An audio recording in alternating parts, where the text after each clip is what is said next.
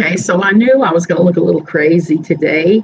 I got hair sticking every which way. I've just been riding around in a super sweaty car with no air conditioning, and I'm getting ready to have to go out and clean the cabina, which means I am getting ready to take all this off and get my grubbiest clothing. Unfortunately, my husband has leased a cabina out. Well, not leased it out. He has a friend who's going to be using it for a couple days. I'm not real thrilled about that, but it is what it is. So here we are. And the monkeys are very active, so you may actually be able to hear them hoot and holler once I turn the AC off. If you don't know me, I'm Suzanne Titkemeyer. I wrote for No Longer Quivering for Pathos for quite some time. I'm playing with my light. I shouldn't do that. I now just talk about a variety of things, including having moved to Costa Rica and all the challenges there. And there have been some. So I'm trying to talk about this and write about this so that when you come here, you don't hit some of the roadblocks that myself and my friends have. I'm going to talk about socialized medicine today. A lot of people want to move to Costa Rica because socialized medicine. And I've lived places that do socialized medicine well. Unfortunately, I don't think Costa Rica is one of those places. I spent all of this morning until just a very short time ago at the Caja, which is socialized medicine. And the Caja in Santa Cruz, where we took a friend of ours who's having, I guess, sciatica pain so bad she couldn't even sit up in the car. She had to ride laying down in the back seat of the car while we drove her there and go in through their ER, their urgency emergency room. And we left her laying in the bed getting a morphine infusion or some kind of drugs. I don't even know which. And they're going to send her home with muscle relaxers. So I may need to go back and pick her up. Who knows? I don't know. I've been here hardly any time today. But I got to see what it was like. And let me just say, while everybody does get seen eventually, it's kind of what you would expect. There's long lines. There's lots of waiting. There's one doctor handling a whole bunch of people. I know with the Caja hospitals that when doctors come out of medical school, and medical school is but shorter here, they go straight to the Caja hospitals practice. That's where their first practice comes in, is at the Caja. So it's no frills, but you will get seen eventually. You can get your meds for free. It is an option. It's not an option that I personally am going to take here. I have health insurance. I have health insurance in the U.S. that is usable here. So I go to private clinics, which are vastly different, which are as nice as what you have in the U.S. But if you don't want to do that, if you want to go completely on the Caja system, there's that. They do have it. It is available once you become a resident. What they do is they bill you X amount of dollars based on your income. They base it on income, so you can pay anywhere from $5 a month to $100 a month, depending upon how much money you have. When a residency finally gets here, and we finally are completely finished with it, what we're going to do is, what are you doing over there? We're going to go ahead and sign up for the Caja, but we're probably not going to ever use it. What I'll do is I'll just get my prescriptions filled with the Caja for free. You can do that, and then see my regular doctors on the side. Oh, yeah, you come here, baby. She hasn't seen me all day. I've been petting her because I've been driving around to the Caja. So I wasn't real super impressed. Where my friend was a room with 6 gurneys, 6 different sets of people. She was one of them. Most of them were getting what you would call infusion treatment, where they were getting a small amount of Ringer's lactate and some whatever drug injected into it. So there's that. I don't think they have any. They don't have anything like a fusion center or anything like that. Where we're used to we're used to that in regular hospitals and doctors and things. So they don't have that at all. It's not an option. So I'm not going to the Caja. I'm just going to go there to fill drugs and keep going to my regular doctors here. So I also want to talk a little bit about the FBI, because someone has been making all kinds of claims about the FBI. The FBI is on the case. They're talking to this person. They're talking to that person. They talk to her over and over again, and they're talking to her, and they're saying they're making a list. They're checking it twice. They're going to find out who's naughty and who's more naughty. Well, Okay, if you know me, you know that I lived in the Washington, D.C. area for nearly 30 years. Most of my neighbors worked at places like the FBI or with Secret Service or stuff. I've known plenty of people who work for those agencies through the years and seen plenty of how they do their stuff, how the whole thing works. And all I can say is the claims that somebody is making, the FBI is on the case, are complete, utter codswallop. Why do I say that? Because they are notoriously underbanned. They're going to be looking at stuff like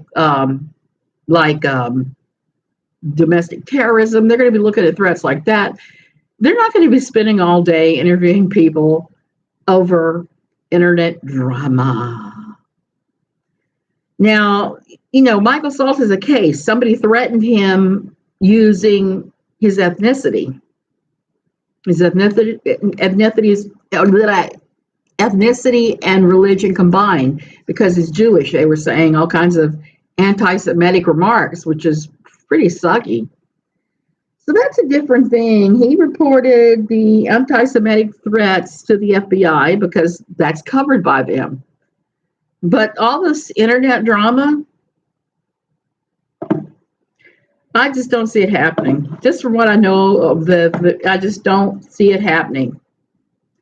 My only interactions with the FBI, even throughout all this, with the claims that are being made, have been they sometimes will come around. Usually the Secret Service will do it, but sometimes they are the ones that go around and do security clearances. My husband has a top secret security clearance. My son has one. And when you fill those things out, then the FBI and or the Secret Service comes around and asks all your neighbors and stuff. I had a neighbor who lived across the street from us. It was an Army general who, when his top secret clearance came up for renewal, they knocked on our door. So that is the only time I've ever talked to the FBI, basically. It had to do with security clearances. One of those times was eye-opening because it was my father who was giving me the grief. I had just married my husband of almost 35 years now. We had just got, well, actually not almost 35 years. It has been, 38 years we've been together, about 35 we've been married. His top secret security clearance came up for renewal not long after we married. And I got confronted with the fact that I did not know this. The FBI had a file on my father. I had no idea. My father was a bank president. He owned a loan company for a while. He was a little wacky, but he was above board, an honest guy. He didn't steal anything. He wasn't involved. So why did the FBI have a file on him and said he was possibly linked to the mob in Louisiana, to Carlos Marcellos and all those guys? Well, because at one point in my parents' troubled marriage, an arranged marriage, by the way, he had arranged for someone to tap my mother's phone. And guess who the someone was? It was someone who was mob related. So I found this out when I was almost 30, that my father had a file. I confronted him and said, what in the hell? Why do you have an FBI file on you? Why didn't I just now know about that? And he had to say, well, it happens. It happens. And he wasn't particularly perturbed that this is what was going on, but there he was. What the hell? I'm sorry. I'm trying to do things here, and it's behaving awfully.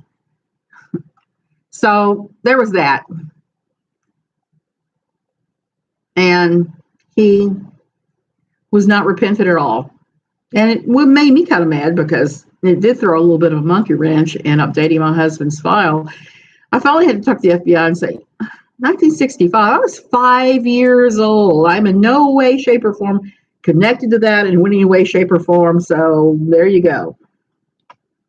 So for all these claims that the FBI is doing X, Y, and Z and looking at this person, looking at that person, talking to that person, talking to this one, I think is ridiculous. And now I've only heard one person, the whole KJ Truther community, that has been talked to by the FBI, and they were talked to by the FBI because they had received death threats. Okay, you guys, I'm going to go ahead and go. That's what I wanted to say. The FBI threats are ridiculous, and don't worry about them. I don't think they matter in this case. In the cases that are coming, I don't think they're involved at all, no matter how someone keeps screaming about them and keeps screaming about the FBI in the Gabby Petito case. Now, they are involved in that because somebody missing, a death that happens like that happens somewhere, and then so I'm looking involved in those sort of things, but not a simple internet squabble. I would be very surprised at that. Anyway, I better go. As you can see, my right eye has decided to swell shut, and I don't even have a clue why.